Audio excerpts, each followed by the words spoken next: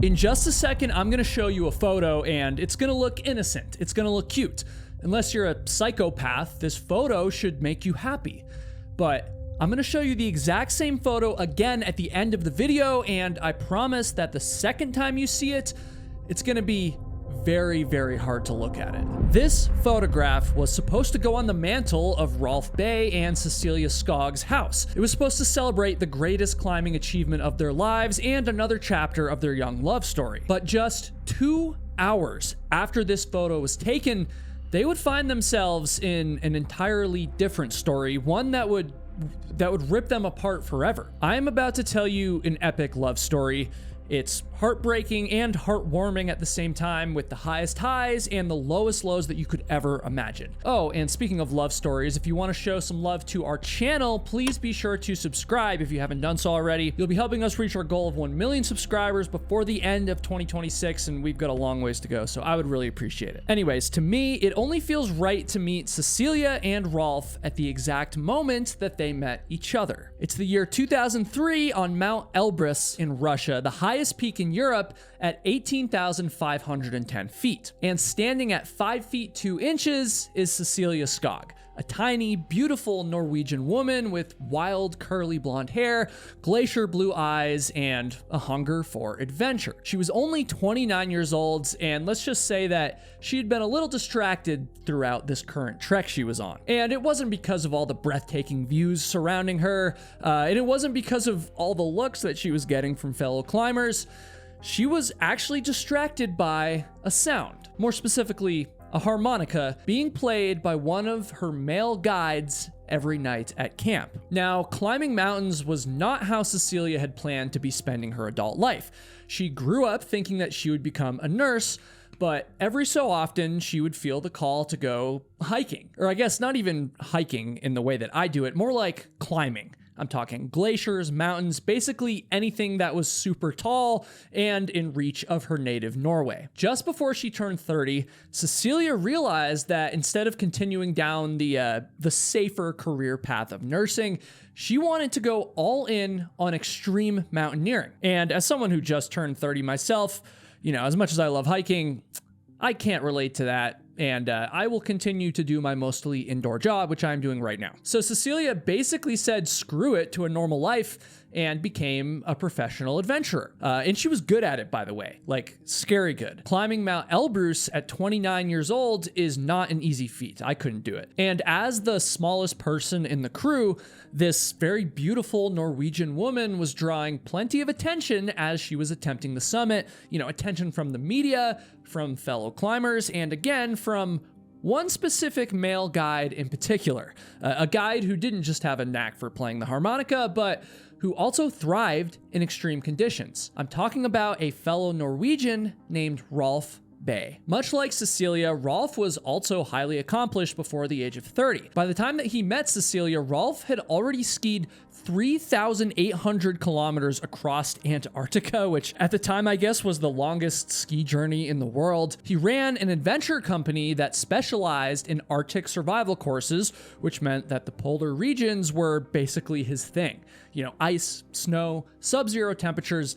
That's where Rolf felt most alive. And so you can probably imagine that Rolf and Cecilia clicked pretty much immediately. They were both adrenaline junkies. They were both obsessed with pushing human limits in the most extreme environments on the planet. And so, you know, falling in love on the peak of a mountain was kind of fitting for them. Once they were finished with Mount Everest, they pretty much immediately started doing expeditions together. They first set off on a several-month climbing tour of Tibet and Nepal, capped off by Cecilia summiting what else but Mount Everest in 2004. And while she was doing this, Rolf was, of course, waiting at base camp to welcome her back. And then the next year, 2005, the couple skied to the South Pole together, which is, you heard that right, just the two of them skiing across an ice shelf, and absolutely insane. And then in 2006, Rolf and Cecilia flipped the globe and decided, you know, let's try to reach the North Pole this time. You know, where Santa lives. However, there were no elves there to help them on this one.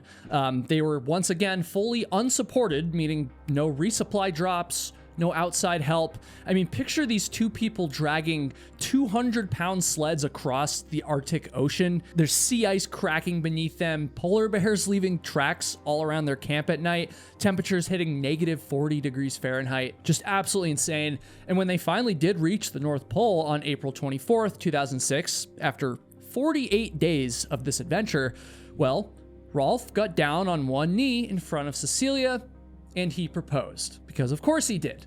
And while proposing is definitely a big deal, Cecilie may have accomplished the more impressive feat with that trip when she became the first woman to climb the 7 summits and reach both the North and South Poles, achieving the Explorer's Grand Slam.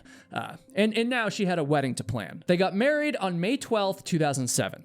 Life seemed pretty perfect, right? They were running their expedition business out of Norway. Cecilie was even thinking about maybe slowing down a bit, maybe going back into nursing, and maybe having kids. However, Rolf, well, he wasn't quite ready to settle down yet. He actually still had one more dream, one more mountain that he felt like he needed to climb, and it just so happened to be one of the most dangerous mountains in the entire world, K2. So let me tell you about Drink Element, and then I'm going to explain why K2 is just so lethal, way more lethal than Everest, by the way. And I'll tell you right now, I'm never going to do Mount Everest, let alone K2, even more dangerous. However, if I were, the only shot at all, like remote shot that I would have of being successful is if I brought along Drink Element electrolytes. I'm talking these guys right here. Drink Element is the sponsor of this video, and so I imagine most of you aren't going to be climbing K2, at least not anytime soon. If you're doing anything else that makes you sweat, like going to the gym or normal hiking like I like to do, or just shoveling your driveway, anything where you sweat, you want to be drinking Element, and here's why. When you get really sweaty, you got to stay hydrated, obviously, but it's even better and honestly more important to replace your electrolytes. If you don't, you're gonna get muscle cramps, you're gonna get fatigued. I know you've experienced this before, we all have. And the thing is, you wanna use Element over everything else, because if you go to your local grocery store and just buy whatever electrolytes they have there, they're almost certainly gonna be full of sugar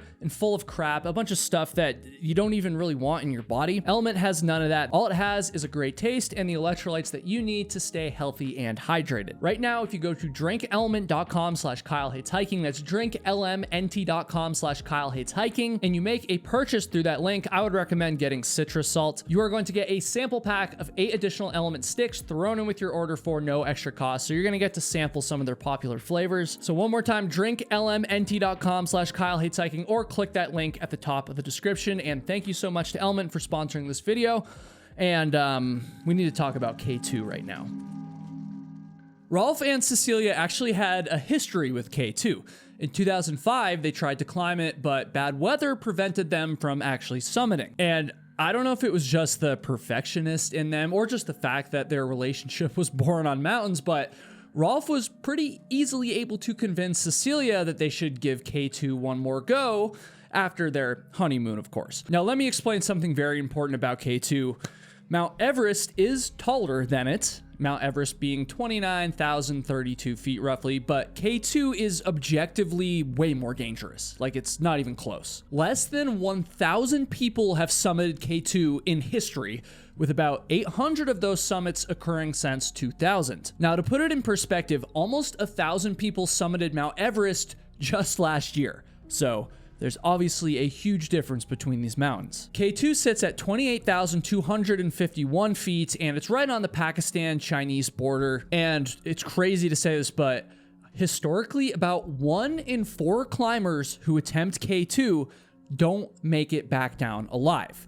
And compare that to Everest's fatality rate of around 1 to 2%. And so, you know, K2 is clearly a different beast. And you're probably wondering why, and it's actually because of a few different reasons. First, the routes are just steeper. K2's face is characterized by 45-degree angles with a rocky and icy surface. And yeah, there's some climbing on Everest too, but on K2, you're not just like walking uphill, you are like climbing, right? And second of all, the weather is insane. K2 often gets hit with sudden, life-threatening storms that can trap you on the mountain, like for instance in 1986, which was known as the Black Summer, when 13 climbers died in a single season due to storms and avalanches. And third, this is a big one to remember, there's this thing called the bottleneck. The bottleneck is a narrow, steep couloir, basically a 100-meter funnel of ice pitched at 60 degrees, and it sits at about 26,900 feet, well into the death zone. Every climber has to pass through it, whether they want to or not. There's just no other route. Oh, and hanging directly above the bottleneck is something known as the Great Serac. A serac is a massive overhanging block of glacial ice, and K2's is the size of like a city block. It's a 500-foot tall glacier just kind of suspended there, waiting. It could collapse at any moment and obliterate everything and everyone below it, basically like a bomb made of ice. And because of this danger, when climbers talk about K2, they talk about minimizing the amount of time they spend in the bottleneck. Get in, get out, move fast, right? Because if that serac falls while you're underneath it, then there's no survival strategy. You're just done. Now, I'm sure that Rolf and Cecilie were thinking about all of this. In fact, Cecilie was apparently starting to even have some second thoughts.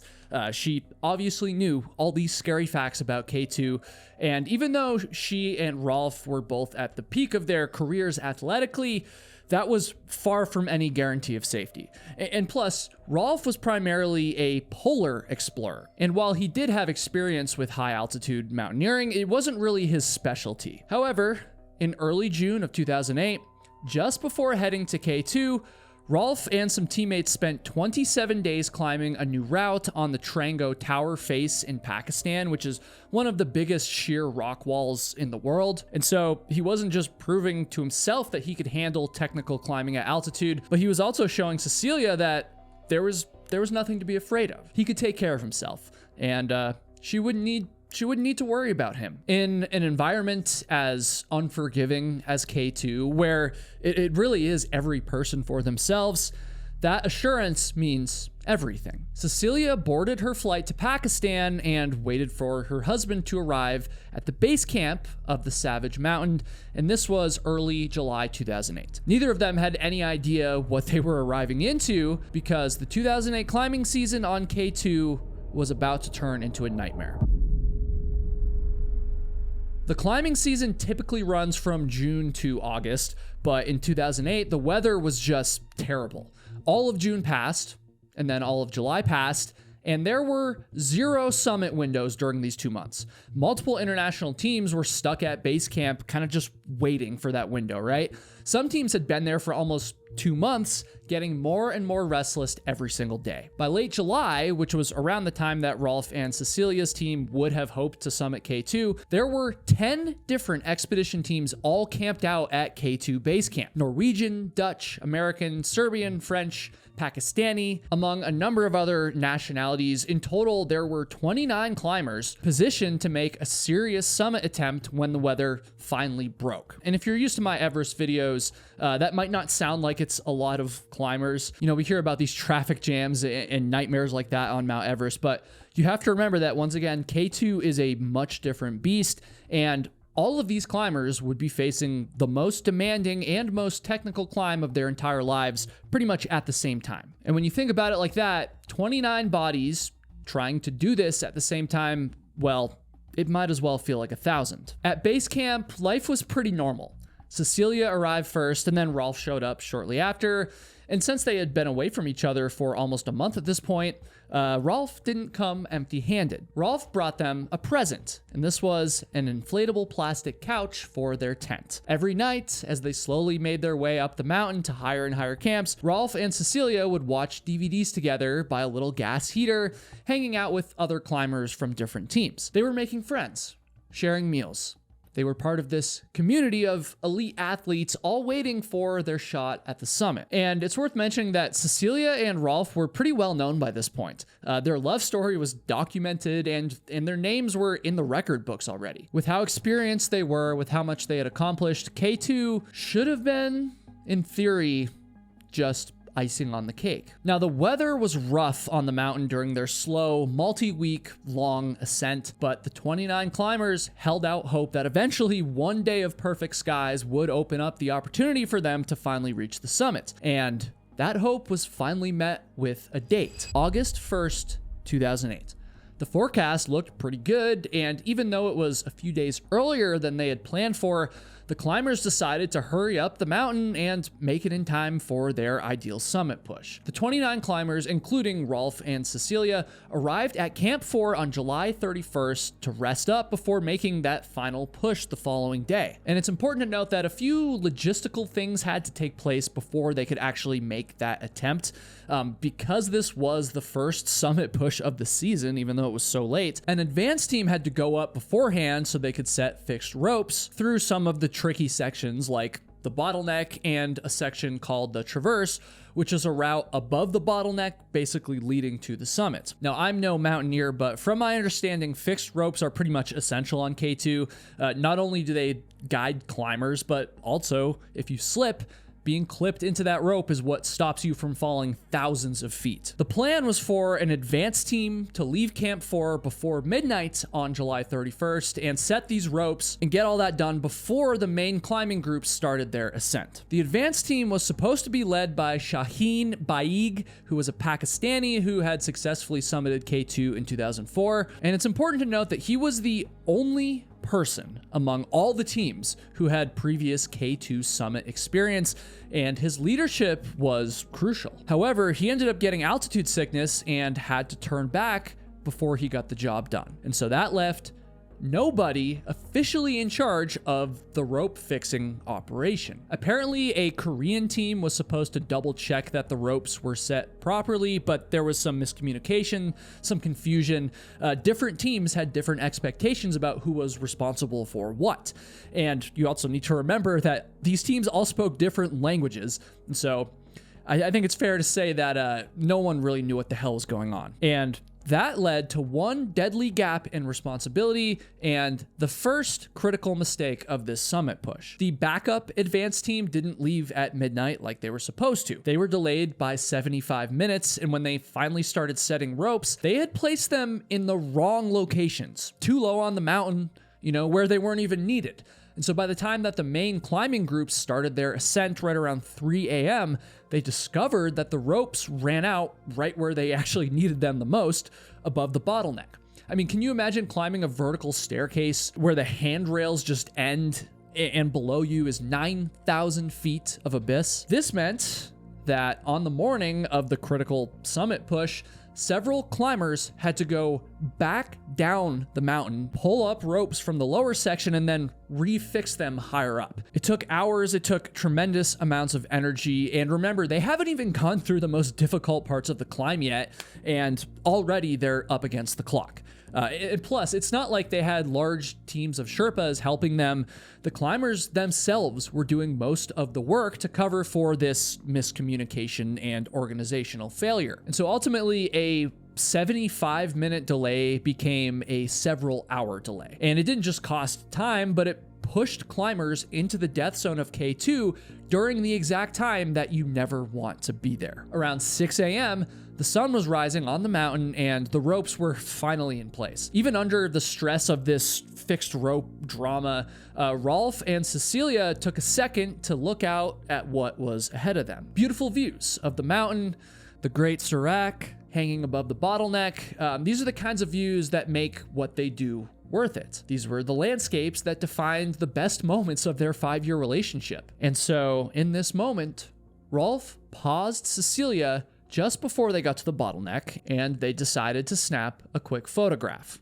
They kissed. This might sound familiar from the beginning of the video. By 8 a.m., climbers were finally arriving at the bottleneck, but they were greeted with pretty much the worst case scenario. Human traffic, right? Turns out that when 29 elite climbers all need the same few hundred feet of terrain at the same exact time, well, it's not the smoothest operation. Getting each climber safely through this highly technical area took hours. Some climbers developed early signs of frostbite as they took on and off their gloves to adjust the ropes. Others struggled with their oxygen supply. The clock kept ticking, and around 10 a.m., a few climbers even decided to abandon the summit push entirely and turn around. I imagine that a few of you might be thinking that this was a little early to make that call, but again, these are some of the most experienced climbers in the world. They knew how perfect you had to be during your summit push to reach the peak of K2 and not die. And after all the mishaps that morning, they just didn't want to risk it any further. However, despite the few that turned around, most climbers kept going, because remember, many of them have been waiting at base camp since June. This very well could be their only weather window for the entire season, maybe even for their entire lives. They'd invested tens of thousands of dollars into this expedition, and now they're so close, they had summit fever. Behind Cecilie and Rolf in the bottleneck was Drain Mondic. He was a Serbian climber, and he was clipped to the fixed rope right behind Cecilie, and he was feeling a little bit lightheaded. He needed to adjust his oxygen system quickly, and so he decided to actually pass Cecilie. And this is a pretty normal maneuver, but under the stress that they had all been under, maybe he did it a little bit rushed. I don't know. Drain unclipped himself from the rope, but at some point he lost his balance. He actually bumped right into Cecilie, who stayed clipped in and was knocked off her feet, but of course she didn't fall. However, Drain was not so lucky. He fell violently down from the bottleneck as Cecilie and Rolf watched in horror, like 300 feet straight down the side of the mountain. The climbers who turned back could see Drain off in the distance through their binoculars. He even stood up briefly, but then he fell again, and, well, he didn't get up a second time. After almost 5 minutes of back and forth, they decided that it was just too risky to turn back, and maybe some of the climbers below them were better positioned to help Drain, and plus, the odds were that it wasn't likely that he was going to survive the injuries anyways, and so everyone kept climbing. And while these climbers may have made the right call about their ability to save Drain, maybe this was a sign that the Savage Mountain was living up to its name on this particular day, because what they didn't know is that just a few hours later, during the recovery mission of Drain's body, the Savage Mountain would strike again. Jehan Baig, a Pakistani porter, was feeling a little bit lightheaded as well. He was acting kind of strange, for reasons that no one could understand. As they hauled Drain's body back to Camp 4, he just kind of let go of the rope, keeping them on the mountain, and didn't use the self-arrest technique to stop his own slide. Like, he didn't even try. He fell very slowly at first, but the speed picked up, and he ended up falling to his death. And so now, 2 people would not be coming home from K2. 2 people, and no one had even reached the summit yet. Around 3:30 p.m., Alberto Zerain, a Spanish solo climber who had left earlier than everyone else, well, he became the first person to reach the summit of K2 this day. And knowing that he was already pushing the limits of how long you should be at that altitude, he made it back down through the bottleneck safely before dark. But he was the only one to make it back before dark.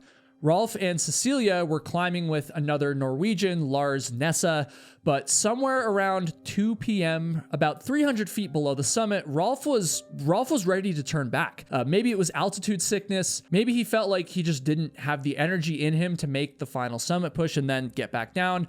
And so he told Lars and Cecilie to keep going. After all, they would be the first Norwegians to ever summit K2. Rolf grabbed his wife's hand and released it, wishing her luck, believing wholeheartedly in Cecilie. Around 5:30 p.m., Cecilie and Lars pulled themselves up before realizing that what they saw ahead of them was no longer a sheet of ice. The Savage Mountain was now entirely below them. Cecilie and Lars stood atop the summit of K2. Cecilie rightfully cheered. Rolf may have even heard her from down below. He, of course, was happy for them, but he also checked his watch, and they were approaching over 14 hours in the death zone of K2. And the crazy thing is that Cecilie and Lars weren't even the last people to summit that day. Some people didn't even summit until after the sun went down at almost like 8 p.m. But when Cecilie and Lars started to descend, right around 6 p.m., they met up with Rolf after about 20 minutes.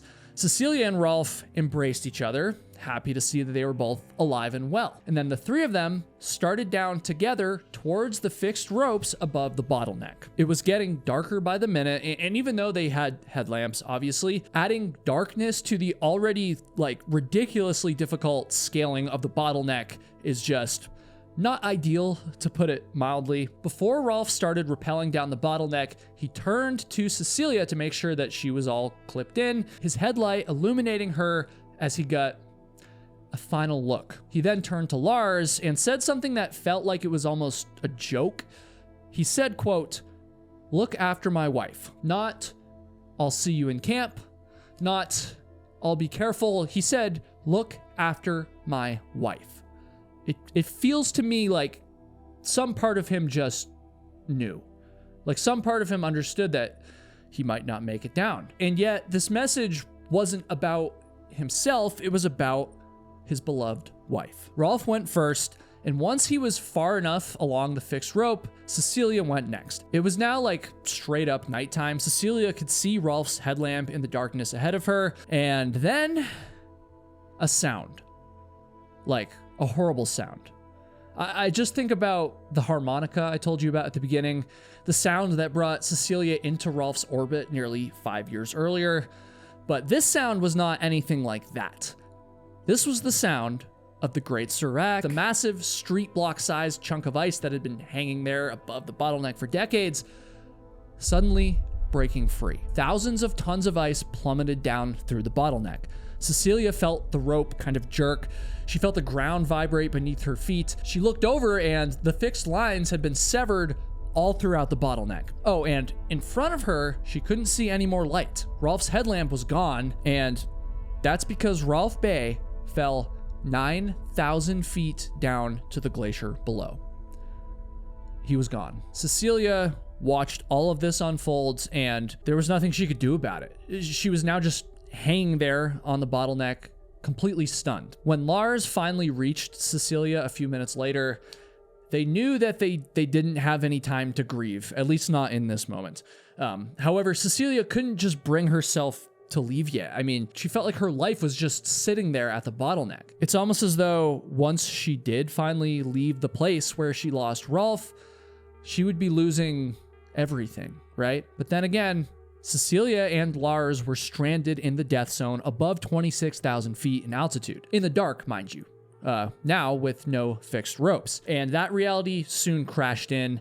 K2 just cut the only way down, and now it was basically a race between life and death. Thankfully, Cecilie had been carrying an extra 100-meter Kevlar rope in her pack this entire time, which is either insanely lucky or more likely just insanely smart because she knew what she was doing. And so she and Lars used that rope to rappel down the rocky section on the left side of the bottleneck, avoiding the main route where the Serac had fallen. Their only other support was ice axes and crampons.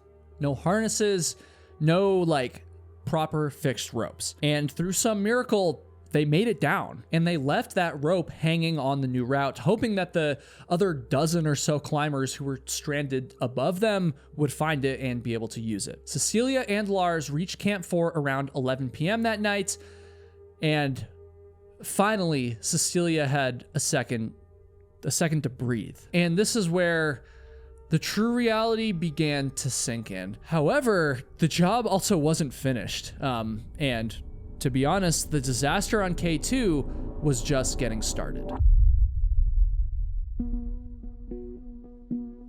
18 people had summited that day, but most of them summited after the Serac fell. They were now all stuck above the bottleneck with no way down, right? Many climbers tried to descend in the darkness, and knowing the urgency of the situation, these elite climbers were basically mad scrambling down K2 with no fixed ropes. Some climbers even used each other as counterweights for their harnesses, which is just extremely dangerous, but in a testament to their skill. These, again, were some of the best climbers in the world. Several of them made it back to camp that night. Most of them ended up kind of just waiting in the snow all night, slowly freezing, waiting for the sunrise so that they could descend maybe a little bit more safely. And this is where the story gets truly horrific, as if it hasn't been bad enough. So when the sun rose, several climbers who had been stranded on the mountain began descending once again. And this is where another nightmare scenario played out. 3 Korean climbers and their Sherpa had somehow become tangled in ropes above the bottleneck. And normally this would be bad enough already, but to add to this, they were actually tangled upside down and unable to free themselves. I mean, talk about pure hell, right? A few climbers who passed them on their descent felt that they had no way to help these poor guys. Maybe they were doubting if what they were seeing was even real or if it was just like a trick of the Savage Mountain. I don't know. However, Geir MacDonald, an Irish climber, well, he stopped. It was just in his nature to be helpful. He had summited Everest previously and had already saved several lives during a different trek through Denali. And so when he reached the tangled Korean climbers on the morning of August 2nd, he didn't hesitate. He spent 3 hours trying to free them. According to the best available evidence, he did manage to free the Koreans. He cut them loose and they all started descending. But then, despite this act of pure heroism, the Savage Mountain struck again. Throughout the morning of August 2nd, giant chunks of ice from the Great Serac continued to collapse in multiple avalanches. All 4 men, the 3 Koreans and the Irish climber, were swept away from the bottleneck. And then, almost immediately, another Serac fell, killing 2 climbers from Nepal who had been trying to rescue them. It was a morning of pure carnage, capping off the worst 36 hours maybe in mountaineering history. By the end of August 2nd, the death toll was just staggering. 11 of the 29 climbers who tried to summit K2 on August 1st had died, and the mountain would be keeping most of those bodies for good. My understanding is that this was the single deadliest incident in K2 history, and obviously while this story is focused on Rolf and Cecilie, each of these souls have their own story. It's just so brutal that they all had this chapter of it in common. Cecilie Skog tried to sleep on August 2nd to recover from the exhaustion, both physical and emotional, of the day prior. However, she had to make a satellite phone call to Rolf's parents in Norway, her in-laws. Rolf was their only child, and Cecilie had to tell them that he was gone. She was crying between sentences, and it just sounded like she had given up. But Rolf's father said to her, quote, "We only have you now. You must get down safely." And so, with Rolf's father's message in mind, and Rolf's voice still echoing in her mind, Cecilie made it back down to base camp, which is incredible. But this was just the beginning of the road ahead, because for the first time in 5 years, she was now a solo traveler. She had to fly home to Norway alone all the way back to their now empty apartment. The same apartment where she and Rolf had planned their future together, where they had talked about having kids, talked about what adventures that they would take their kids on, where they even debated whether they should try to summit K2 in the first place. Cecilie later said, quote, "Rolf was my home, and I had to leave him up there on the mountain." For nearly a year, Cecilie barely left her house.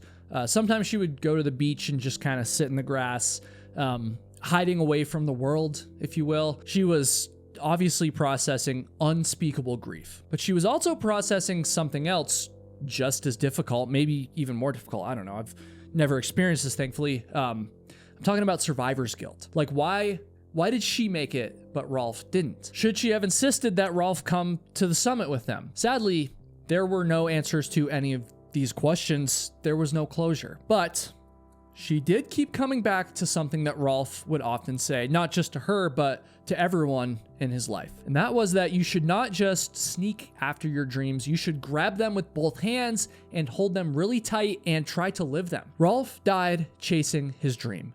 He knew the risks. He accepted them. And he wouldn't want Cecilie to stop living just because he was gone. And so, spoiler alert, Cecilie followed Rolf's advice. In November of 2009, she and an American explorer named Ryan Waters set out to cross Antarctica completely unsupported and unassisted. No supply drops, no help, just them, their skis, and the 200 pounds of supplies and sleds that they dragged behind them. It took 70 days, and Cecilie cried almost every day on that expedition. On January 21st, 2010, she became the first woman to complete an unassisted, unsupported crossing of Antarctica. And of course, she dedicated the achievement to Rolf. She never went back to high altitude mountaineering. I mean, the K2 experience was enough. And instead, she focused on polar expeditions, on writing books, and on hosting TV programs in Norway. She eventually got remarried and she had 2 daughters, and she continued adventuring, just in a slightly different way. And if you're wondering what the fallout was with K2 after this whole situation, well, after 2008, there was definitely intense scrutiny on K2 expeditions. Reinhold Messner, a legendary Italian climber, was scathing in his criticism. He told German television, quote, "People today are booking K2 package deals almost as if they were buying some all-inclusive trip to Bangkok. Something like this is not professional. It is pure stupidity." My understanding is that K2 isn't regulated the way that Mount Everest is. There's no central authority enforcing rules. Each expedition team operates independently. And as long as people are willing to pay money and take risks, the same problem is going to persist. However, there have been improvements since 2008. More attention has been paid to rope fixing. There's been stricter emphasis on turnaround times, as well as improved weather forecasting. And this has allowed K2 to become a slightly more popular mountain to climb, while also slightly decreasing fatalities. However, K2 is still K2. The bottleneck is still there. The Great Serac is still hanging. People still die on the mountain all the time, which means that the Savage Mountain can still live up to its name at pretty much any moment. Now, here's the photo that I showed you at the very start of the video. When this photo was taken, Rolf and Cecilie had no idea what the next few hours were gonna bring, but now you do. And that's why it's now so hard to look at. But weirdly, and this is really hard to explain, that's also what makes looking at this photo a little comforting to me.